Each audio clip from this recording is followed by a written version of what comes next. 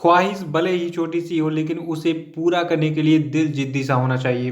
नमस्कार दोस्तों, आज की वीडियो में डिस्कस करेंगे 20 अप्रैल के करंट अफेयर। और देखिए आज की वीडियो में टोटल हम 13 करंट अफेयर पर चर्चा करेंगे और साथ में इनके स्पेशल फैक्ट को पूरे डिटेल में जानेंगे। और देखिए इस वीडियो के लास्ट में आपसे 5 क्वेश्चन पूछे जाएंगे, तो आपको इन पांचों प्रश्नों के जवाब भी देने हैं। तो शुरू से लास्ट तक वीडियो में बने रहिए। और देखिए इस वीडियो को पूरा देखने के बाद आप इसकी पीडीएफ फाइल जो है वो भी डाउनलोड कर सकते हैं। नीचे डिस्क्रिप्शन बॉक्स में आपको इस वीडियो की पीडीएफ लिंक मिल जाएगी। और अगर आप इस चैनल पे नए हैं तो चैनल को भी सब्सक्राइब जरूर कर लीजिएगा और साथ में बेल आइकन प्रेस कर दीजिएगा। और देखिए वीडियो को लाइक करके इसको शेयर भी कर दीजिएगा ताकि और भी स्टूडेंट इस वीडियो को देख के इससे लाभ सके। तो चलिए शुरू करते हैं आज के करंट अफेयर्स को। लेकिन सबसे पहले बात कर लेते हैं कल के करंट अफेयर्स में पूछे गए सभी क्वेश्चन अपने के सही उत्तरों की। देखिए क्वेश्चन डे का पहला प्रश्न था कि विश्व हीमोफीलिया दिवस किस तिथि को मनाया जाता है। तो देखिए तिथि आपकी है 17 अप्रैल। और दूसरा था कि मून जे इन जो है ये किस देश के राष्ट्रपति हाल ही में चुने गए हैं। तो देखिए इस देश का नाम है दक्षिण कोरिया। अभी हाल ही में मून जे इन जो है ये दक्षिण कोरिया के राष्ट्रपति चुने गए हैं। और तीसरा था कि हाल ही में किस राज्य के वैज्ञानिकों ने कोविड-19 का जीनोम सीक्वेंस खोज निकालने का दावा किया है। तो देखिए ये वैज्ञानिक आपके हैं गुजरात के। और इस न्यूज़ के बारे में डिटेल में जानना है तो परसों का वीडियो देख के उसको रिवाइज कर लीजिएगा। और चौथा था कि हाल ही में भारत के कृषि मंत्रालय ने अच्छे मानसून की उम्मीदों के बल पर जो आपका फसल वर्ष 2020-21 है तो इसमें जो है भारत में खाद्यान्नों के कुल उत्पादन के लक्ष्य 63.5 टन को बढ़ाकर जो है कितने करोड़ टन का लक्ष्य तय किया है। तो देखिए ये नया लक्ष्य जो रखा गया है 29.83 करोड़ टन का। और पांचवा था कि भारतीय क्रिकेट टीम की किस खिलाड़ी को दुबई स्थित क्रिकेट अकादमी क्रिक किंगडम का ब्रांड दूत हाल ही में अपॉइंट किया गया। तो देखिए ये भारतीय क्रिकेटर आपके हैं रोहित शर्मा जी। और आज करंट अफेयर का जो पहला प्रश्न है ये मोस्ट इंपॉर्टेंट है सभी एग्जाम के लिए, ध्यान सुनिएगा। देखिए अभी हाल ही में एक शब्द है जिसका नाम है RT-PCR और इसका पूरा नाम है reverse transcription polymerase chain reaction. तो देखिए ये एक प्रोसेस यानी कि प्रक्रिया है और इस प्रक्रिया का उपयोग जो है किस चीज़ के लिए किया जा रहा है, किसके परीक्षण के लिए। तो देखिए जो आपका ये RT-PCR प्रक्रिया है इसका प्रयोग किया जा रहा है कोरोना वायरस के परीक्षण के लिए। और इस प्रक्रिया के बारे में एग्जाम में नहीं पूछा जाएगा, आपको बस कंपटीशन क्रैक करना है तो मैं आपको उतना ही बताऊंगा जितना एग्जाम में पूछा जाएगा, ठीक है। बाकी जो लोग बायो से उनको पता होगा ये बहुत लंबा प्रोसेस है, मतलब इसको बताने में कम से कम 20-25 मिनट लग जाएंगे मुझे। तो देखिए जितना एग्जाम में पूछा जाएगा उतना दिमाग में बनाए रखिए कि जो आपका reverse transcription polymerase chain reaction है यानी कि जो आपका ये RT-PCR है, ठीक है, ये एक प्रक्रिया है और इसका उपयोग किया जा रहा है वर्तमान में कोरोना वायरस की टेस्टिंग के लिए। और दूसरा प्रश्न है कि निम्न में से किस संस्थान को जो है पूसा संस्थान के नाम से जाना जाता है। तो देखिए ये संस्थान आपका है भारतीय कृषि अनुसंधान संस्थान दिल्ली और इसको अंग्रेजी में हम कहते हैं Indian council of agricultural research. देखिए इसका इतिहास क्या है। देखिए जो आपका भारतीय कृषि अनुसंधान संस्थान है इसकी स्थापना मूल रूप से बिहार के पूसा में की गई थी एक अमेरिकी समाज सेवक मिस्टर हेनरी फिप्स के द्वारा दिए गए 30,000 पाउंड के सहयोग से 1905 में। लेकिन बाद में क्या हुआ, एक भूकंप आया और बिहार के पूसा में जो इसकी बिल्डिंग बनी हुई थी वो जो है क्षतिग्रस्त हो गई। तो बाद में भारत सरकार ने सोचा चलो इसको बिहार से उठा के दिल्ली में कर देते हैं ताकि इस पर जो है और फोकस किया सके, यहाँ पे और भी रिसर्च वाले जो वर्क हैं वो आगे बढ़ सके, ठीक है। तो इसीलिए बाद में इसको दिल्ली में स्थापित कर दिया गया। तो इसीलिए जो आपका ये भारतीय कृषि अनुसंधान संस्थान दिल्ली है इसको पूसा संस्थान के नाम से भी जो है जाना जाता है, ठीक है। और देखिए इसके बारे में करेंट न्यूज क्या है जो कि एग्जाम में पूछी जाएगी। देखिए जो आपका Indian council of agricultural research है इसने भी हाल ही में पूसा परिशोधन और स्वच्छता सुरंग विकसित किया है। और इन दोनों की खास बात क्या है, देखिए जो आपका ये पूसा परिशोधन है इसमें साबुन और पानी का डिस्पेंसर का उपयोग करके हाथ धोने की व्यवस्था की गई है और इसे पैर से ऑपरेट किया जाता है। पैर से ऑपरेट करने का फायदा क्या है, देखिए आपको बताइए कि जो आपका कोरोना वायरस है ये छूने से फैल रहा है, छुआछूत की बीमारी है। तो ना हाथ से हम छुएंगे ना कोरोना वायरस फैलेगा, पैर से ऐसे बटन दबाएं और फिर यहाँ से जो है पानी आने लगा फिर हाथ अपना धुल लिया हमने, ठीक है, इस डिस्पेंसर में। और देखिए जो आपका ये स्वच्छता सुरंग है इसकी क्या खास बात है, देखिए जो आपका ये स्वच्छता सुरंग है इसमें क्वाटरनरी अमोनियम कंपाउंड का जो है उपयोग किया जाता है, ठीक है। तो ये डिटेल्स याद रखिएगा दोनों के बारे में। और तीसरा प्रश्न है कि हाल ही में रिजर्व बैंक ऑफ इंडिया ने जो है किस बैंक का लाइसेंस रद्द कर दिया। देखिए ये बहुत थोड़ा सा धमाकेदार न्यूज़ है और एग्जाम के लिए इंपॉर्टेंट भी है। तो देखिए इस बैंक का नाम है Mhapsa urban cooperative bank of Goa limited, ठीक है। और इस बैंक का लाइसेंस क्यों रद्द किया गया है, देखिए जो आपका रिजर्व बैंक ऑफ इंडिया ने अपने स्टेटमेंट में बताया है कि इस बैंक के पास जो है पर्याप्त पूंजी नहीं थी और इसमें जो है कोई कमाई की संभावना भी नहीं थी, इसीलिए इसका जो है लाइसेंस रद्द कर दिया गया है ताकि इसके जो कस्टमर्स हैं इसमें जो बैंक अकाउंट खोलें उनका पैसा ना डूबे, इसलिए पहले जो है मतलब इस बैंक का लाइसेंस रद्द कर दिया गया। और देखिए रिजर्व बैंक ऑफ इंडिया की बात करें तो देखिए वर्तमान में जो रिजर्व बैंक ऑफ इंडिया के क्रम से 25वें गवर्नर, इनका नाम है शक्तिकांत दास। आरबीआई का मुख्यालय मुंबई में स्थित है और आरबीआई की स्थापना 1 अप्रैल 1935 को कोलकाता में की गई थी। चौथा प्रश्न है कि हाल ही में विली डेविस का निधन हो गया, ये जो है किस खेल से संबंधित थे। देखिए जो आपके विली डेविस हैं ये एक फुटबॉलर थे और ये जो है एक अमेरिकी फुटबॉल प्लेयर थे, ठीक है, और उनका जन्म जो है अमेरिका के लिस्बन में हुआ था। देखिए इनके पेरेंट जो है अफ्रीकन थे, तो ये एक अफ्रीकी व्यक्ति थे। तो ये भी कहीं कहीं आपको एग्जाम में लिखने को मिल सकता है, लेकिन ये फुटबॉल जो खेलते थे ये खेलते थे अमेरिका की टीम की तरफ से और इनका जन्म भी अमेरिका में हुआ था। देखिए जो आपकी विली डेविस है इनको वर्ष 1981 में जो है national league football hall of fame में जो है शामिल किया गया था। तो ये डिटेल्स याद रखिएगा, लेकिन एक लाइन में दिमाग में फिट कर लिए कि जो आपके विली डेविस हैं ये एक अमेरिकन फुटबॉल प्लेयर थे और रिसेंटली ये पास्ट अवे हो गए, ठीक है। पांचवा प्रश्न है कि चीन में होने वाले हांगझोउ 2022 एशियन पैरा खेलों का जो है शुभंकर यानी कि मैस्कॉट क्या है। तो देखिए इसका शुभांकर है फेई फेई। फिर से सुन लीजिए, देखिए चीन में 2022 में जो है चीन के हांगझोउ में आयोजित होगा एशियन पैरा खेल, ठीक है, और इसका भी हाल ही में शुभंकर यानी कि मैस्कॉट लॉन्च किया गया है और इसका शुभंकर है फेई फेई। और फेई फेई के बारे में भी आपको डिटेल बताऊंगा क्योंकि इसके बारे में जो है एग्जाम में प्रश्न पूछे जाएंगे। देखिए सबसे पहले हम बात कर लेते हैं हांगझोउ में आयोजित होने वाले इस पैरा खेलों के बारे में जिसका आयोजन 2022 में होगा। देखिए जो आपका ये पैरा खेल आयोजित होगा ये क्रम से चौथा एशियाई पैरा खेल होगा और इसका आयोजन जो है 9 से 15 अक्टूबर 2022 तक जो है चीन के हांगझोउ में किया जाएगा और इसमें कुल 22 खेल आयोजित किए जाएंगे। और इस बार जो है एक खास बात क्या रहेगा, देखिए 2022 में जो आपका ये खेल आयोजित होने वाला है इसमें ताइक्वांडो और पैरा कैनोइंग को जो है पहली बार शामिल किया गया है। तो इन दोनों गेम्स का नाम नोट कर लीजिएगा, एग्जाम में पूछाएंगे। और अब थोड़ा सा बात कर लेते हैं हम फेई फेई के बारे में डिटेल में। देखिए जो आपका इसका शुभांकर है फेई फेई, ठीक है। तो देखिए ये 2 बार फेई लिखा हुआ है, ठीक है। तो इसमें जो पहला फेई है इसका मतलब है उड़ते हुए पक्षी, जो कि मानव समाज की समावेशिता और सम्मान का प्रतीक है। जबकि इसमें जो दूसरा फेई शब्द है, ठीक है, तो इस दूसरे फेई शब्द का अर्थ है अपनी कमजोरी पर काबू पाने के साथ एथलीटों के मानसिक परिश्रम को दर्शाना। तो ये डिटेल्स याद रखिएगा फेई फेई नाम क्यों दिया गया है। और देखिए फेई फेई के बारे में बात कर लेते हैं थोड़ा सा।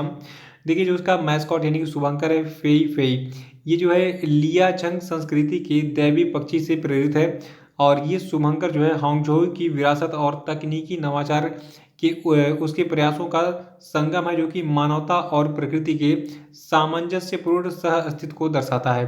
तो फेई फेई के बारे में डिटेल्स जो है इसको याद रखिएगा। और छठा प्रश्न है कि हाल ही में world wide fund for nature यानी कि WWF इंडिया ने जो है किस व्यक्ति को अपने पर्यावरण शिक्षा कार्यक्रम का एम्बेसडर बनाया है।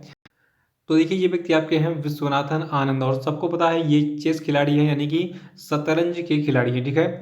और देखिए जबकि ये विश्व शतरंज चैंपियन है विश्वनाथन आनंद, तो ये जो है पर्यावरण संरक्षण और सुरक्षा करने में WWF यानी कि world wide fund for nature India का जो है सहयोग करेंगे, ठीक है। और देखिए WWF के बारे में थोड़ा सा हम डिटेल में जान लेते हैं। देखिए जो आपका ये world wide fund for nature है, ठीक है, इसका हेडक्वार्टर है स्विट्जरलैंड के ग्लैंड में और इसकी स्थापना 29 अप्रैल 1961 को की गई थी। ये दोनों ही चीज़ें एग्जाम में पूछी गई थी, नोट कर लीजिएगा इनको।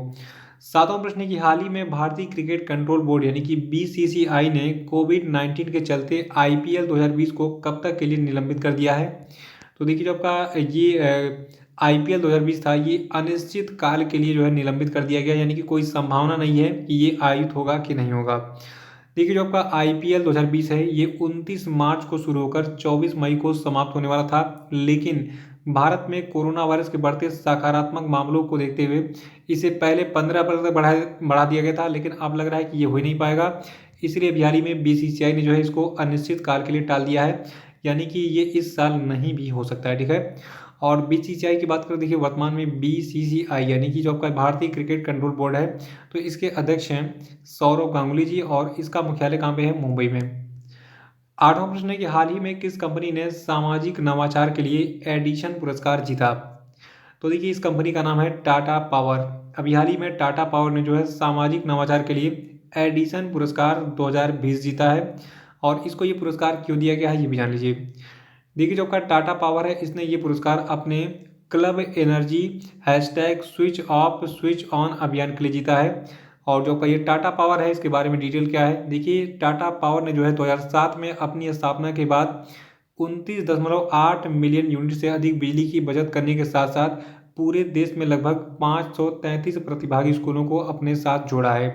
तो ये डिटेल्स याद रखिएगा कि टाटा पावर को यह अवार्ड क्यों दिया गया है, लेकिन एक लाइन में दिमाग में फिट कर लीजिए कि टाटा पावर को अभी हाल ही में सामाजिक नवाचार के लिए एडिसन पुरस्कार 2020 से सम्मानित किया गया है।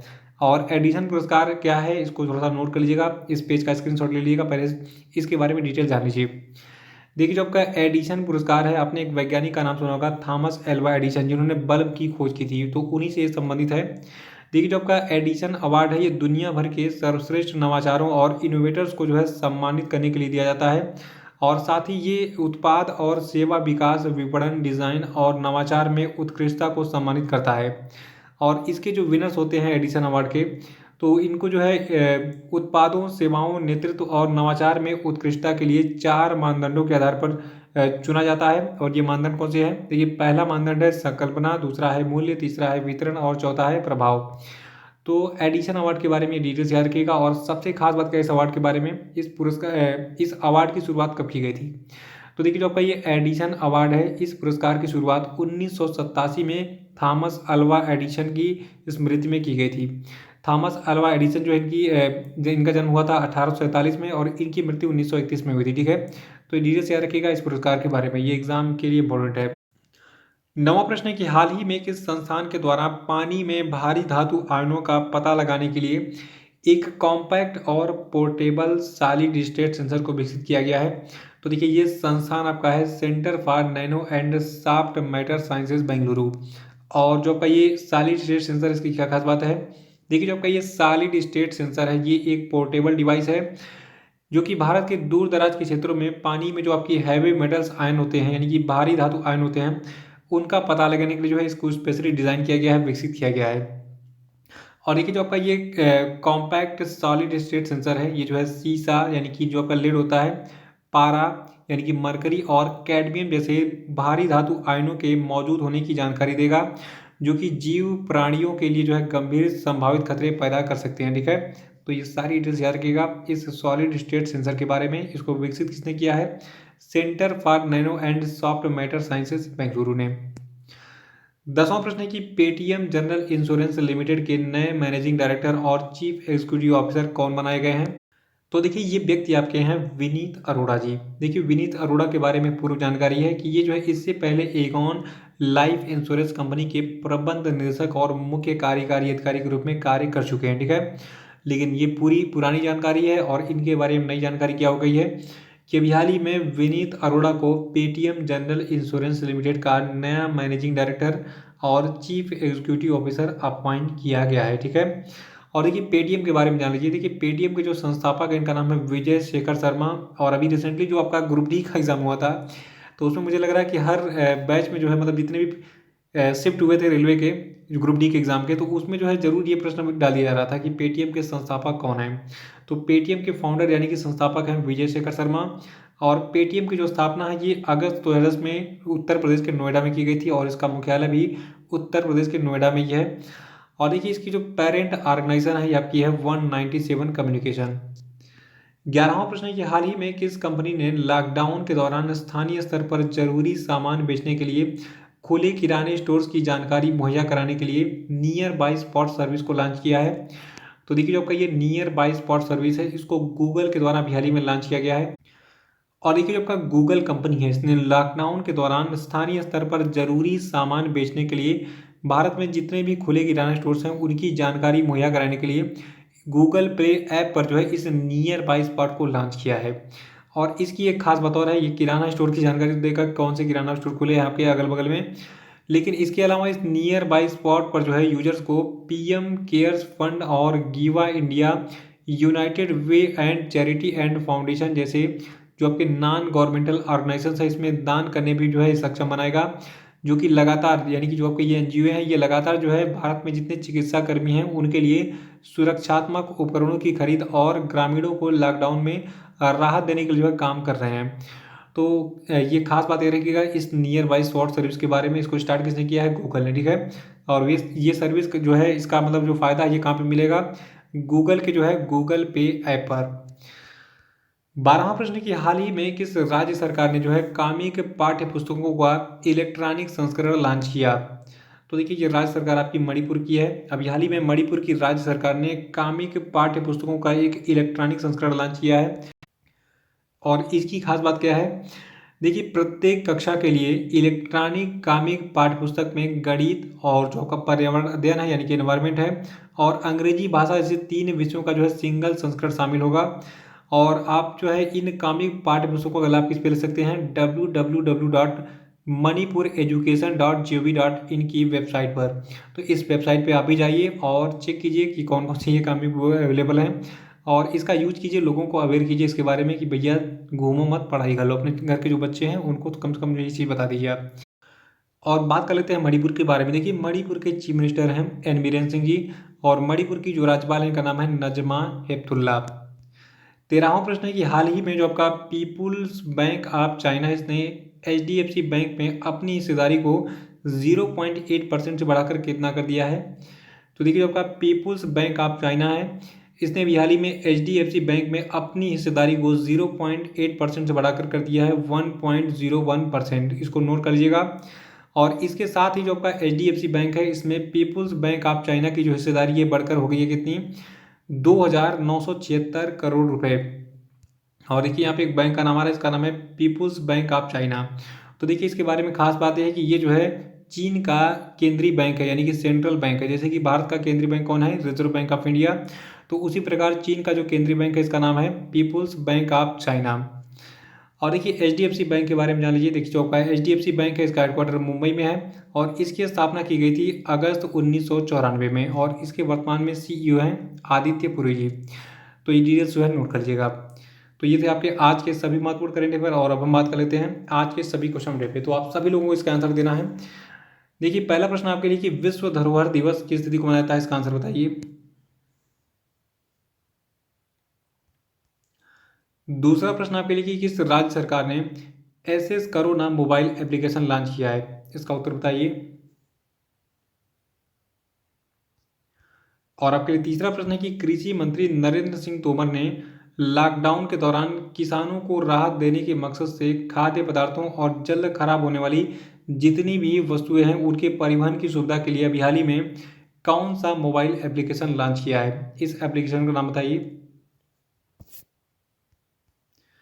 चौथा प्रश्न आपके लिए कि हाल ही में किस राज्य के आदिवासी नेता सहारे ओरम का निधन हो गया?